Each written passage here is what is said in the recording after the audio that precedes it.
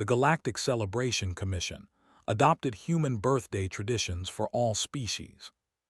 Part 1. Ambassador Al stared at the viewing screen with all 6 of his eyes. Something strange was happening on the human ship, and he could not understand it at all. The ship was called the Prosperity, and it carried 300 humans to a new colony world. For the past 6 months, Al had been watching the humans as part of his job with the Galactic Celebration Commission. His job was to study how different species spent their free time. It was usually very boring work. But today was not boring. Today the humans had stopped working, all of them.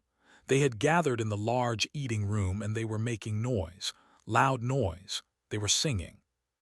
Al pressed a button to call the other members of the commission. This might be an emergency. Maybe the humans were sick. Maybe their ship computer had broken. Maybe they were about to mutiny against their captain. Commissioner Era appeared on the communication screen.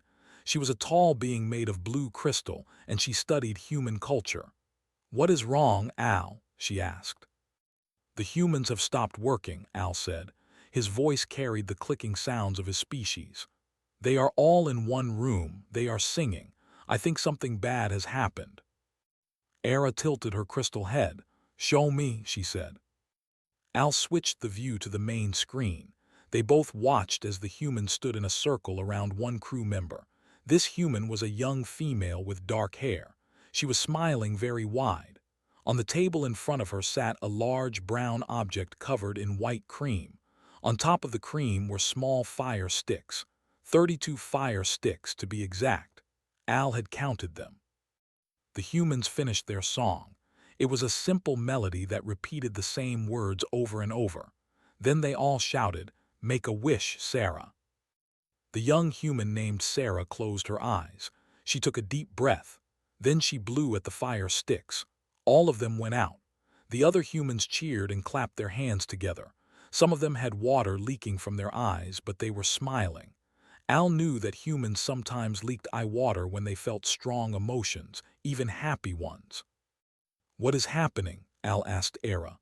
"Why did they light fires? Why did she blow them out? Why are they cheering?" Era made a sound like wind chimes. It was how her species laughed. "They are not in danger, Al. They are having a birthday celebration.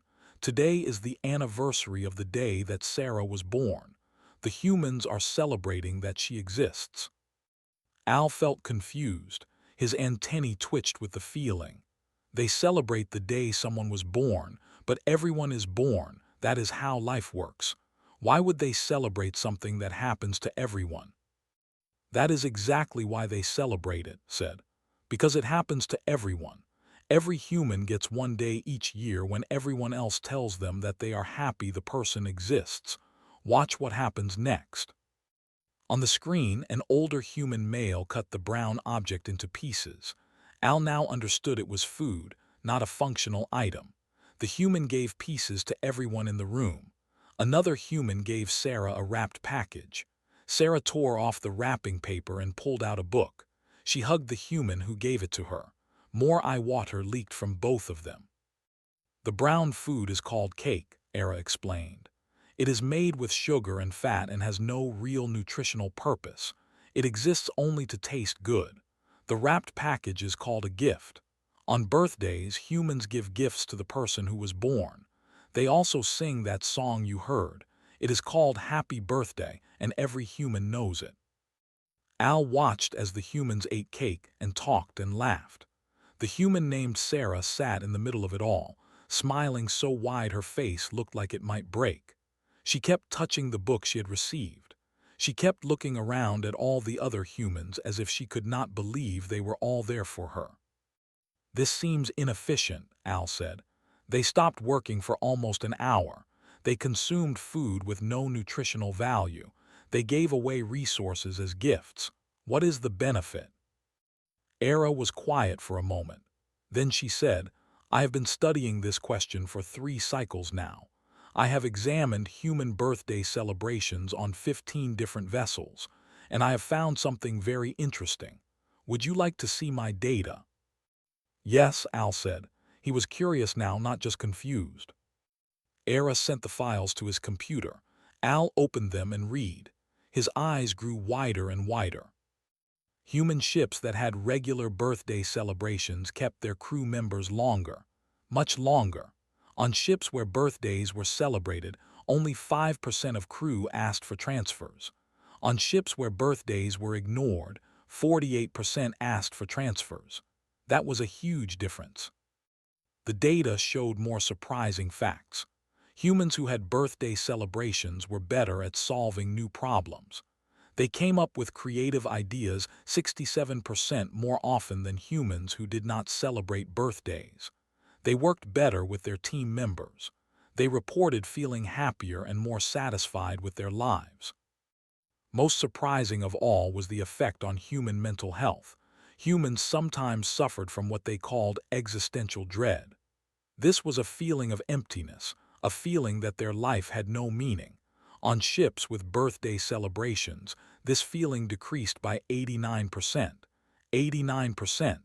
That was almost a complete elimination of the problem. "This is remarkable," Al said slowly, "but I do not understand why it works. They are just celebrating the day someone was born. They are not celebrating an achievement or a victory. What makes this so powerful?" Era's crystal body seemed to glow brighter. "I think," she said carefully, "it is because the celebration is not about what the person did. It is about the fact that the person exists at all.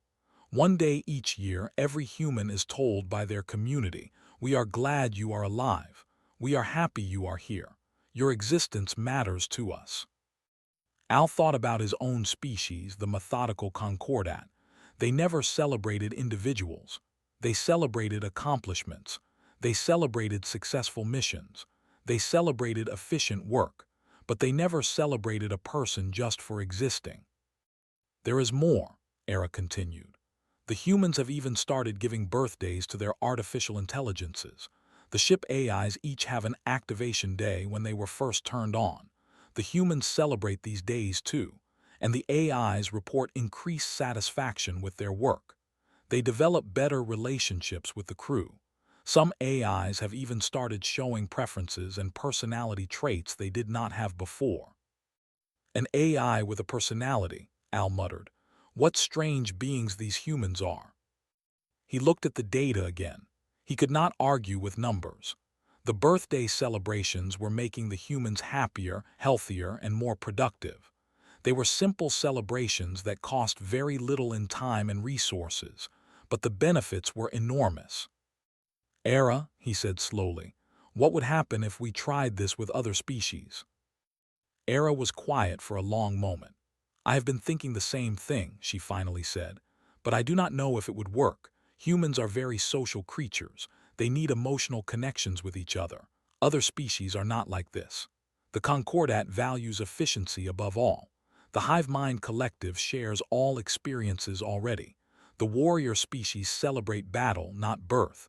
Would birthday celebrations mean anything to them?" "There is only one way to find out," Al said. He felt something unusual in his thorax. It took him a moment to recognize the feeling.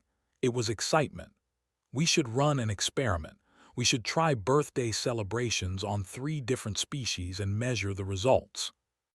"It could fail," Era warned. "The other species might reject the idea completely. They might think we are being foolish. They might think we are wasting time on human nonsense." Al looked at the viewing screen again. The human named Sarah was now talking with her friends, still holding her book, still smiling. The other humans around her looked happy too. The whole room felt warm, even though Al was watching from far away. "Maybe it is foolish," Al said. "But look at those humans. Look at how happy they are.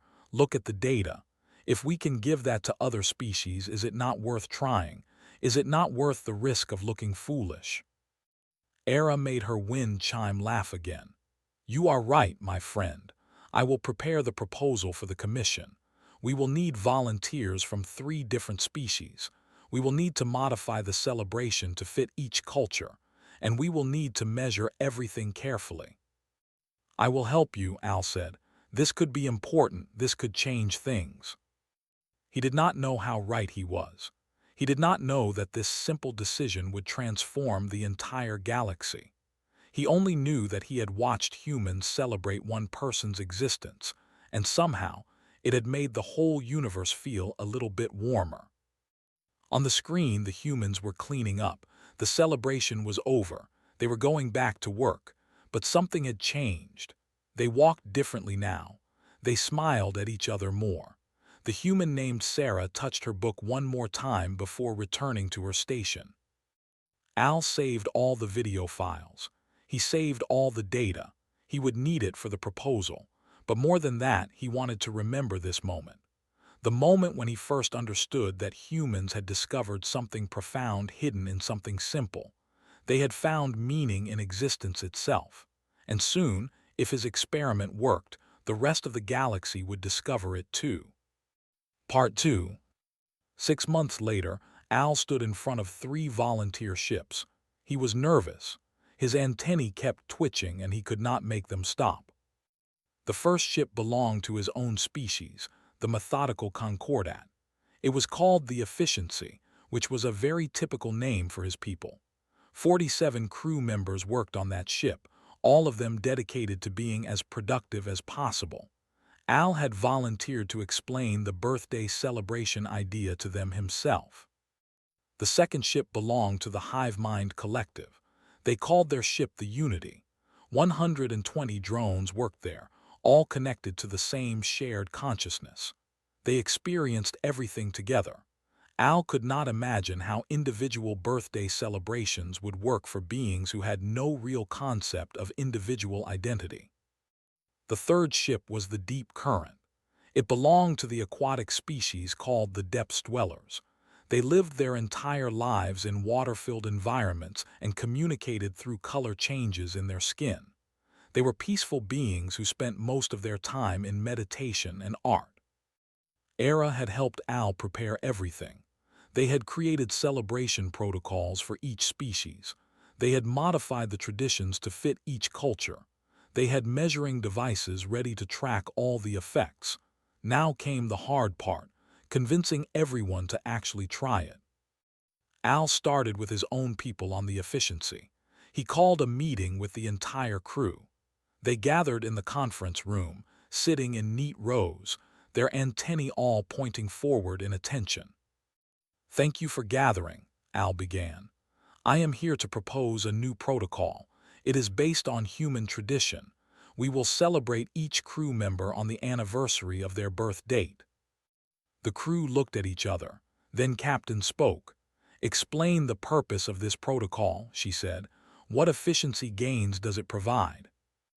Al had expected this question. The humans have shown that birthday celebrations increase crew retention by 43%. They increase creative problem-solving by 67%. They decrease psychological distress by 89%. These are significant efficiency gains. The crew made clicking sounds of interest. They liked data. They liked efficiency. But Engineer raised a concern. How much time will these celebrations require? The humans spend approximately 1 hour per celebration, Al said. With 47 crew members and 365 days in a standard year, that means one celebration approximately every 7.76 days. The crew made sounds of distress. Captain stood up. "That is highly inefficient. 1 hour every 7.76 days.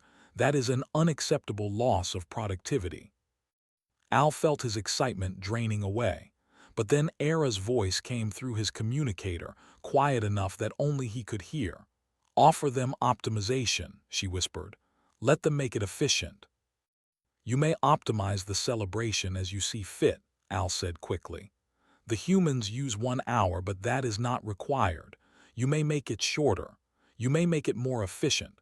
We only ask that you try some form of the celebration." The crew talked among themselves in rapid clicks and whistles. Finally, Captain nodded. "Very well. We will optimize the human protocol. 3 minutes per celebration. We will provide balanced ration cubes instead of inefficient cake. We will give practical gifts instead of emotional ones. And we will measure all outcomes precisely." It was not what Al had hoped for, but it was a start. "Thank you, Captain," he said. "The experiment will begin next week." The second presentation went very differently. Al traveled to the Unity to speak with the Hive Mind Collective. He did not speak to one individual. He spoke to all of them at once, because they were all connected in one shared consciousness. "We propose individual birthday celebrations," Al explained. "Each drone will be recognized on the anniversary of their emergence date." The hive mind responded with one voice from 100 throats. "We do not understand. We are not individuals. We are one mind in many bodies.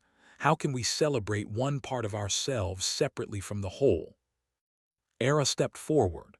She had come with Al for this presentation. "That is exactly why this might be valuable for you," she said.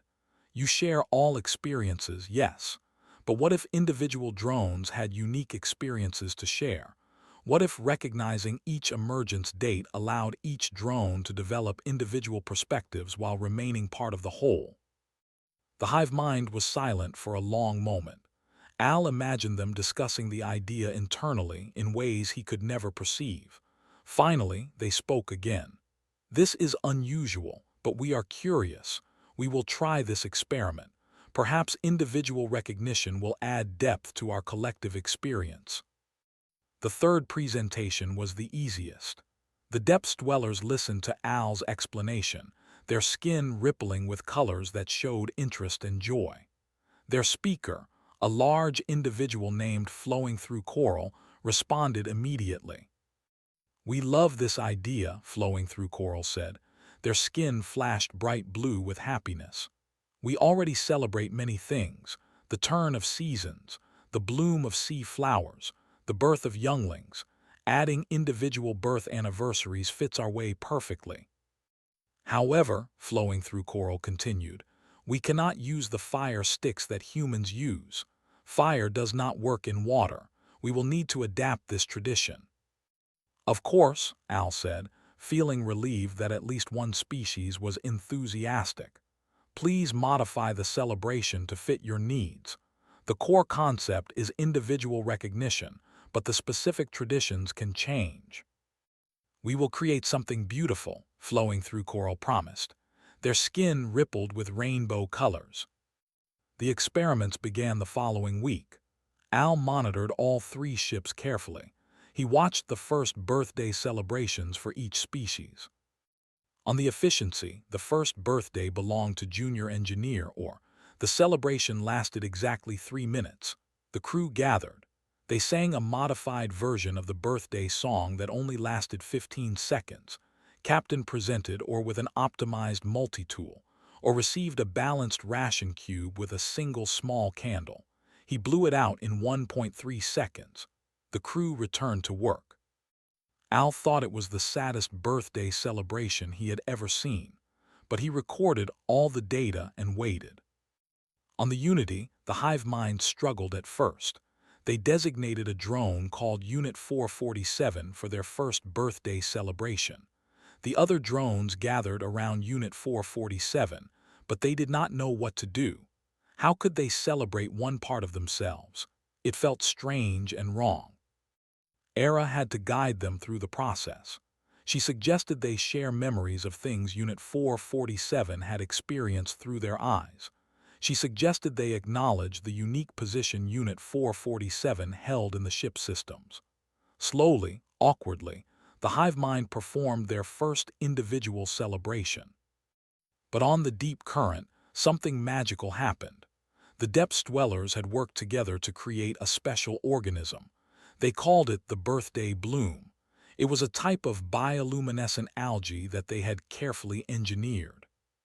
When the first birthday came for a Depths Dweller named Swimming Against Current, the crew gathered in the main pool. They presented Swimming Against Current with a container of the birthday bloom algae. Swimming Against Current consumed it, and for the next 24 hours, their entire body glowed with soft blue light. Swimming Against Current swam through the ship, glowing like a living star. Other crew members stopped their work to watch. They flashed colors of joy and celebration. The glowing individuals swam through the dark water, and everywhere they went, they brought light. Al watched this and felt something strange in his thorax. He realized it was emotion. The beauty of the glowing depths dweller had moved him in a way he did not expect. He continued monitoring all three ships over the following months. He measured productivity. He measured crew satisfaction. He measured retention rates. He measured creative output. He measured psychological health. The results were slow at first. On the efficiency, nothing seemed to change. The crew continued their optimized celebrations, 3 minutes per person, practical gifts, nutritional cubes, everything efficient and logical. But then, 2 months into the experiment, something unexpected happened. Junior engineer or submitted a proposal. This was normal. Engineers submitted proposals all the time for improvements to ship systems, but Or's proposal was different. It was not about improving efficiency. It was not about saving resources or time. The proposal was about making birthdays feel more special, or suggested increasing celebration time to 5 minutes. He suggested allowing crew members to choose their own gifts instead of receiving standard items. He suggested replacing the nutritional cubes with something that actually tasted good, even if it had no nutritional advantage. Captain called Al immediately. "Something is wrong with Or," she said. Her antennae vibrated with concern. "He has submitted a proposal that serves no logical purpose. This has never happened before. In our entire recorded history, no member of the Concordat has ever made a suggestion purely for emotional satisfaction." Al felt his excitement returning. "Captain," he said carefully, "I do not think anything is wrong. I think something is right, or is learning that efficiency is not the only thing that matters. He is learning that feeling valued matters too." "This is illogical," Captain said, but her antennae had stopped vibrating. She sounded curious now, not concerned. On the Unity, changes were happening too. The hive mind had celebrated 10 individual drones so far, and each time they did, something new emerged. The drones were developing individual quirks. Unit 447 started requesting specific maintenance tasks because they preferred them. Unit 892 began humming while working, creating unique vibrational patterns that other drones found pleasant. Developed a habit of checking on younger drones more often, showing what humans would call nurturing behavior. The hive mind contacted Al in confusion. They spoke through their designated communication drone. "We remain one consciousness," the drone said, "but we are becoming richer. Each individual celebration adds new textures to our shared experience. We are still unified, but we are also diverse. We did not know this was possible." Al asked carefully, "Do you want to stop the experiment?" "No," the hive mind responded immediately. "We want to celebrate more. We want to see what else emerges. For the first time in our existence, we are experiencing true individuality within unity. It is remarkable." On the deep current, the depths dwellers were thriving. The sight of glowing crew members had become a source of joy for everyone. Crew members looked forward to birthdays, not just their own but everyone's.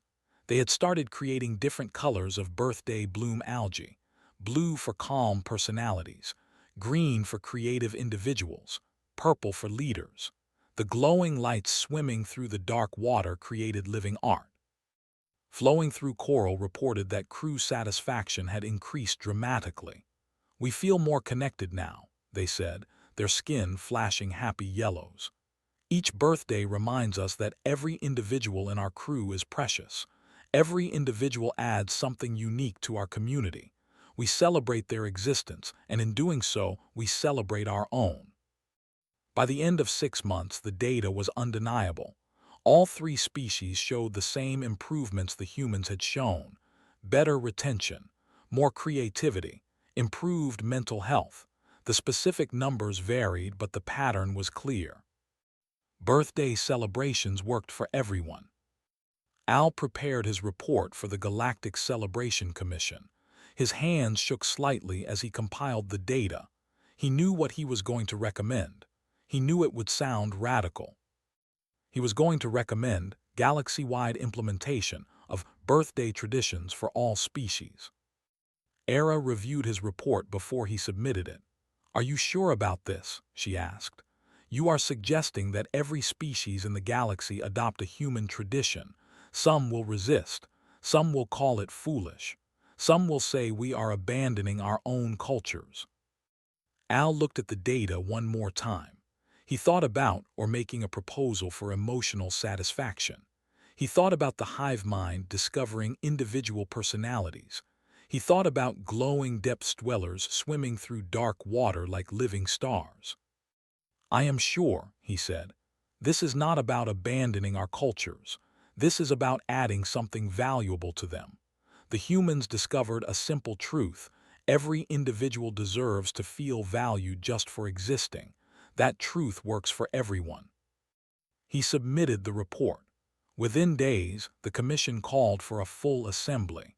Representatives from 10,000 species would gather to discuss the proposal. The fate of birthday celebrations across the galaxy would be decided. Al traveled to the commission headquarters with hope and fear mixed together in his thorax. He did not know if the galaxy was ready for this change. He only knew that he had seen the evidence. He had watched it transform 3 very different species in beautiful ways. Now he had to convince everyone else. Part 3. The Grand Assembly Hall of the Galactic Celebration Commission could hold representatives from 10,000 species. Today, every seat was filled. Al had never seen so many different beings in one place before. There were massive rock creatures from high-gravity worlds, sitting carefully so they would not crack the floor. There were energy beings who flickered in containment fields. There were hive species, water dwellers in mobile tanks, mechanical species, plant-based species, and hundreds of types Al could not even identify. All of them had come to hear about birthday celebrations. Al stood at the speaker's platform. His speech was prepared, but his antennae would not stop twitching. Era stood beside him for support. She had insisted on coming, even though only Al was scheduled to present. "Honored representatives," Al began. His voice amplified through the hall, translated into 10,000 languages simultaneously. "6 months ago, we began an experiment. We tested human birthday traditions on 3 different species. Today, I present the results and make a recommendation." He displayed the data on the massive screens that surrounded the hall. Numbers, charts, graphs, all showing the same story. Birthday celebrations improved life for everyone who tried them. "The evidence is clear," Al continued. "Individual birthday celebrations increase psychological well-being across all tested species. They improve social bonds. They increase creative thinking. They reduce existential distress. They make individuals feel valued, and when individuals feel valued, entire communities thrive." He paused, gathering courage for what came next. "Based on this evidence, I recommend galaxy-wide implementation of birthday traditions. Every species, every individual, should have the opportunity to be celebrated simply for existing." The hall erupted in noise.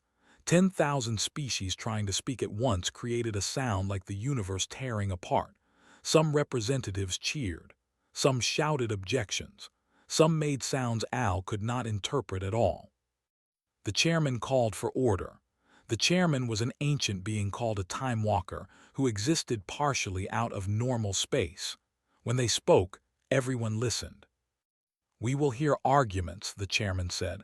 "Those in favor may speak. Those opposed may speak. We will decide together." The first to speak was commander of the Talons of a warrior species. Was massive, with sharp claws and armor-plated skin. He looked like the kind of being who would reject birthday celebrations as weak foolishness.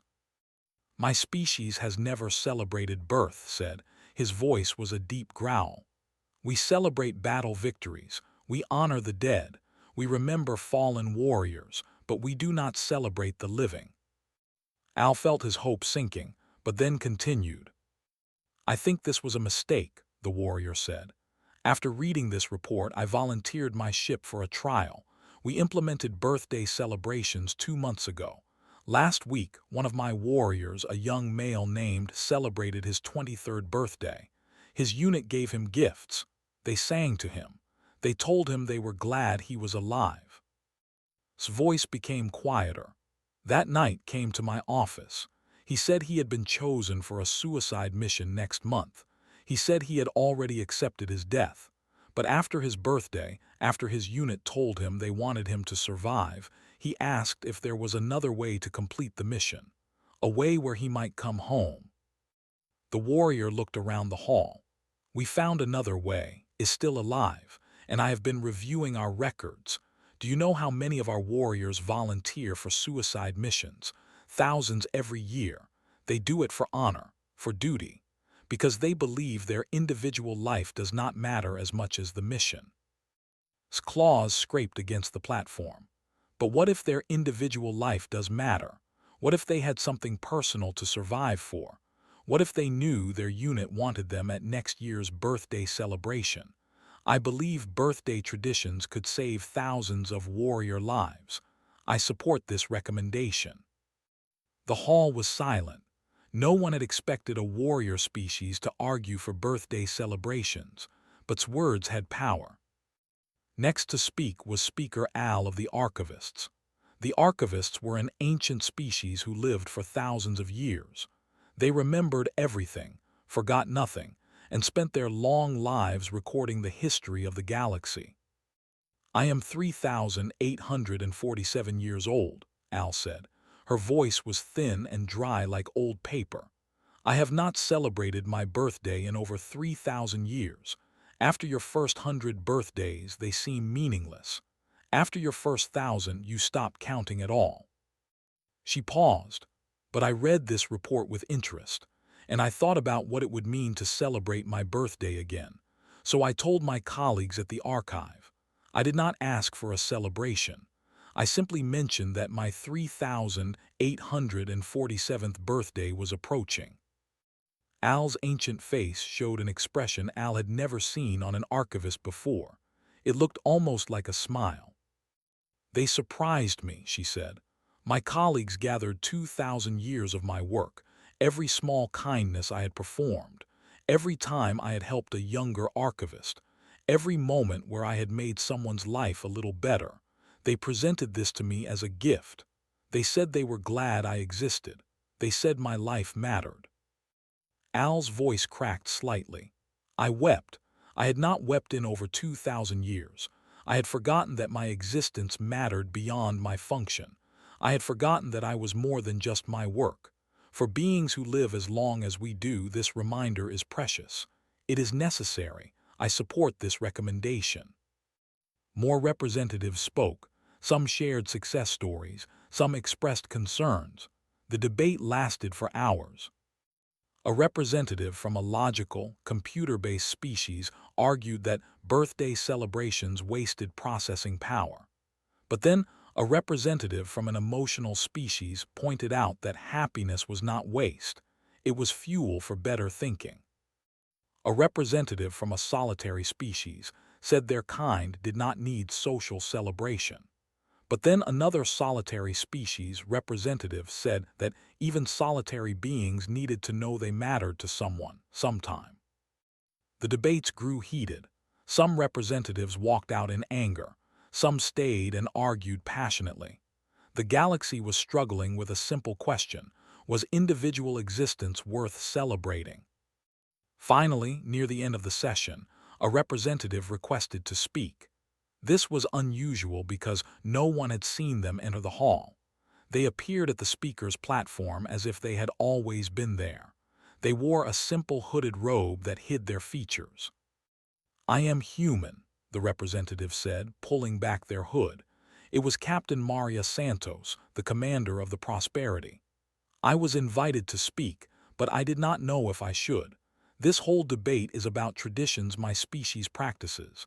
I felt strange listening to the galaxy argue about our birthday parties." She looked around the hall. "I want to tell you what birthdays mean to humans. We are a young species. Most of us only live 70 or 80 years. That is very short compared to many of you. We know our time is limited. We know we are small in a vast universe. We know we are not the strongest or the longest lived. Maria's voice grew stronger. But we decided that every life matters anyway.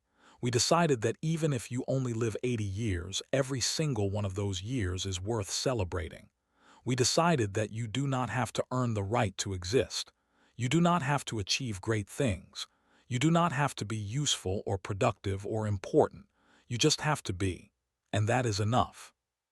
She smiled. Birthday parties are not about the cake. They are not about the gifts or the songs. They are about stopping for one moment and saying to another person, I am glad you are here. I am glad you were born. The universe is better because you are in it. That is all. It is simple. Maybe it seems silly to some of you, but it is also true. The hall was completely silent. 10,000 species, all listening to one human explain why existence itself deserved celebration. You asked earlier if birthday traditions would work for other species, Maria continued. I think they will, not because birthdays are magic, not because cake and candles have special power, but because every being in this universe, no matter how different from humans they are, needs to know that someone values them. Everyone needs to feel that their existence matters. This is not a human need. This is a living being need. She looked directly at the chairman. So yes, I support galaxy-wide implementation, not because I think human traditions are superior, but because I think every species deserves to experience what we experience when we celebrate birthdays: joy, connection, meaning, love. Maria sat down. For a long moment no one moved. Then slowly beings around the hall began to make sounds, different sounds for different species, but Al understood them all. They were sounds of agreement, of understanding, of acceptance. The chairman called for a vote. All in favor of galaxy-wide implementation of individual birthday celebrations, adapted appropriately for each species and culture. The vote was not unanimous. Some species still rejected the idea, but the majority agreed. 9,342 species voted in favor. 658 voted against. The recommendation passed. The galaxy would adopt birthday traditions. 5 years passed. Al stood on an observation deck looking out at the stars. He had requested this time alone to think, to remember, to understand what had happened since that vote. The galaxy had changed in ways he could never have predicted. The implementation of birthday traditions had been chaotic at first. Some species embraced it immediately. Some resisted. Some modified the traditions so much that they barely resembled human birthdays at all. But slowly, steadily, the changes took hold. The Talons of reported a 76% decrease in volunteers for suicide missions. Their warriors still fought with courage, but now they fought to survive. They had birthdays to come home to. The warrior culture, which had always glorified death, began to also glorify life. The archivists established something they called the Festival of Existence. Once every 1,000 years, each archivist would gather with their colleagues for a grand celebration. They would review not just their work but their life, their friendships, their growth, their meaning. Archivists who had seemed hollow and lost for centuries began to rediscover purpose. The Depths Dwellers' glowing birthday tradition had spread to other species. Now all across the galaxy, different cultures had adopted the idea. Some used bioluminescent organisms like the Depths Dwellers. Some used light projections. Some used sound or color or scent. But the concept remained. On your birthday you become light. You shine. Everyone can see that you exist and everyone celebrates it. Even the methodical Concordat had changed. Birthdays on Concordat ships now lasted a full hour. They included real cake, not nutritional cubes. They included personal gifts chosen with thought and care. And most remarkably, the Concordat had started tracking a new efficiency metric: happiness. They had discovered that happy crew members were more efficient than unhappy ones, even accounting for celebration time. Logic had led them to embrace emotion. The hive mind collective had perhaps changed most dramatically. Individual drones now had names, not just numbers. They had preferences. They had personalities. They had individual memories and experiences. But they remained connected. The hive mind had not fractured. Instead, it had deepened. They described it as a symphony where every voice is unique, but all voices sing in harmony. Al had received thousands of reports over the years. Birthday celebrations reducing conflict.